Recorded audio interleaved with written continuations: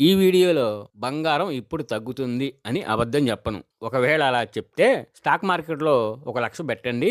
రోజుకి 5,000 లాభం వస్తుంది అనే స్కామర్‌కి నాకు తేడా ఉండదు. కానీ ఒక విషయం మాత్రం చెప్తాను. బంగారం ఎందుకు పెరిగింది? ఏ పరిస్థితుల్లో తగ్గుతుంది? ఇప్పుడు కొనాలి అంటే ఎలా కొనాలి? ఈ వీడియో చివరికి వచ్చేసరికి మీ ఆలోచన మీ కంట్రోల్‌లో లేని బంగారం రేటుపై కాకుండా మీ కంట్రోల్‌లో ఉన్న మీ డబ్బుపై ఉంటుంది. ఇది ప్రిడిక్షన్ వీడియో కాదు. రియాలిటీ ఎక్స్‌ప్లెయిన్ చేసే వీడియో. ప్రస్తుతం బంగారం ధర ఎక్కువగా ఉండటానికి ప్రధాన కారణాలు 3. అందులో మొదటిది, ఒక ఇల్లు కాలిపోతుందనుకో, యజమాని ఏం చేస్తాడు? TV, fridge, washing machine, sofa గురించి ఆలోచించాడు కదా. విలువైన డబ్బులు, బంగారం లేదా డాక్యుమెంట్స్ బయటికి తీసుకెళ్ళడానికి ప్రయత్నిస్తాడు. ఎందుకంటే వాటికి విలువ ఉంటుందని. ఇది మనిషి సహజమైన స్వభావం. సందిగ్ధ పరిస్థితుల్లో విలువైన వస్తువుల్నే ఎన్నుకుంటాడు. ఇదే మొదటి కారణం. గ్లోబల్ అన్సర్టెనిటీ, ప్రపంచంలో అనిశ్చితి. ప్రస్తుతం ప్రపంచం కూడా యుద్ధం అనే మంటల్లో కాలిపోతుంది. ఎటు చూసినా యుద్ధాలే. దీనికి తోడు వాణిజ్య యుద్ధాలు, ట్రేడ్ వార్స్. ఈ మధ్య కాలంలో అమెరికా ఇతర దేశాలపై విధించిన అదనపు ట్యాక్సులు 20-50% వరకు. ఏ రోజు ఏ దేశం మీద బాంబు పడుతుందో తెలియట్లేదు. యుద్ధం మొదలైతే ఆర్థిక వ్యవస్థలు కూలిపోతాయి, స్టాక్ మార్కెట్లు పడిపోతాయి. ఈ భయం వల్లే డబ్బు స్టాక్ మార్కెట్ నుంచి బయటికి వచ్చి బంగారం వైపు పరిగెడుతుంది. ప్రపంచం అస్థిరంగా ఉన్నప్పుడు డబ్బు వణుకుతుంది, బంగారం మాత్రం రాజులా నిలబడుతుంది. రెండో కారణం, నీ జీతం ఒక 50,000 అనుకుందాం. ప్రతి నెల ఒక 5,000 సేవ్ చేసి నీ ఫ్రెండ్ దగ్గర దాచుకుంటున్నావు. అవసరమైనప్పుడు తీసుకుంటా అని. 6 నెలల్లో అది 30,000 అయింది. ఒకరోజు అవసరం వచ్చి అడిగావు. అతను ఇప్పుడు లేవు అన్నాడు. డబ్బు నీదే, కానీ నియంత్రణ నీ చేతుల్లో లేదు. నీ చేతుల్లో లేనిది అసలు నీది కాదు. ఇదే పరిస్థితి ఒక దేశానికి ఎదురైతే ప్రపంచంలోని చాలా దేశాలు తమ ఎమర్జెన్సీ ఫండును డాలర్ రూపంలో ఉంచుతాయి. ఎందుకు? ఇతర దేశాల నుంచి ఆయిల్, గ్యాసు, మెడిసిన్ దిగుమతి చేసుకున్నప్పుడు చెల్లింపుల కోసం. డాలరే ఎందుకు?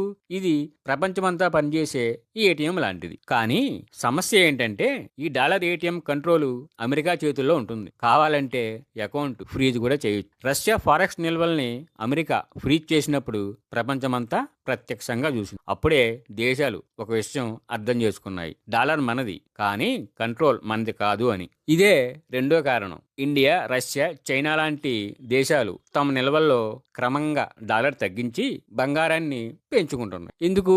దీనిపై ఎవరి కంట్రోలు లేదు. ప్రపంచంలో ఎక్కడైనా పనిచేస్తుంది. దేశ భద్రత బంగారంగా మారింది కాబట్టి బంగారం ధర పెరుగుతోంది. మూడో కారణం, నీ ఫ్రెండ్ని నువ్వు 1,00,000 అప్పడిగావు. ఇస్తాను అన్నాడు, కానీ వడ్డీ 5 రూపాయలు అన్నాడు. నిజానికి 2 రూపాయలే. ఊర్లో ఉన్న మిగతా వడ్డీ వ్యాపారస్తులందరూ కూడా ఒక్కసారిగా వడ్డీ పెంచేశారు. అప్పుడు ఏమవుతుంది? కొంతకాలానికి ప్రజల దగ్గర ఉన్న డబ్బు వడ్డీ రూపంలో వడ్డీ వ్యాపారస్తుల దగ్గరికి చేరుతుంది. ఇదే పని బ్యాంకులు చేస్తే ప్రజల దగ్గర డబ్బు ఎక్కువగా తిరుగుతుంది.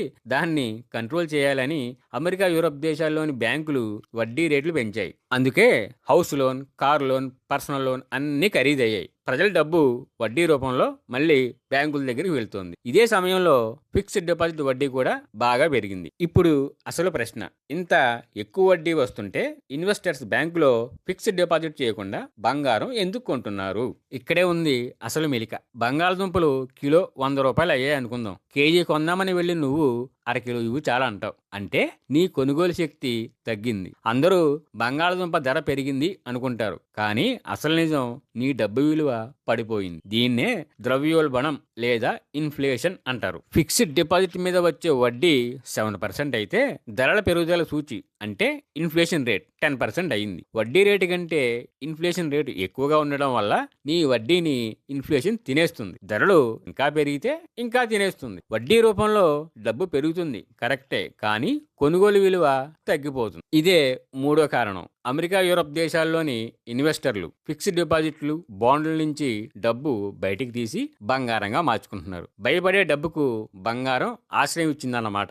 ఇది బంగారం పెరుగుదల కథ. ఇప్పుడు బంగారం ఏ పరిస్థితిలో తగ్గుతుందో మీరు కూడా చెప్పొచ్చు. ప్రపంచంలో యుద్ధ భయం లేనప్పుడు, దేశాల మధ్యన ట్రేడ్ వార్స్ తగ్గినప్పుడు, బ్యాంక్స్ బంగారం కొనడం ఆగినప్పుడు, స్టాక్ మార్కెట్ మీద మళ్ళీ నమ్మకం వచ్చినప్పుడు. అది కూడా ఇవన్నీ ఒక్కసారిగా జరిగితేనే పాత ధరలు చూడగలరు. కానీ అలాంటి పరిస్థితి ఎప్పుడు వస్తుందో ఎవరికీ తెలియదు. బంగారం ఎప్పుడు తగ్గుతుందో ఎవరు చెప్పలేరు. ఎందుకంటే అది క్యాలెండర్ చూసి కదలదు కదా.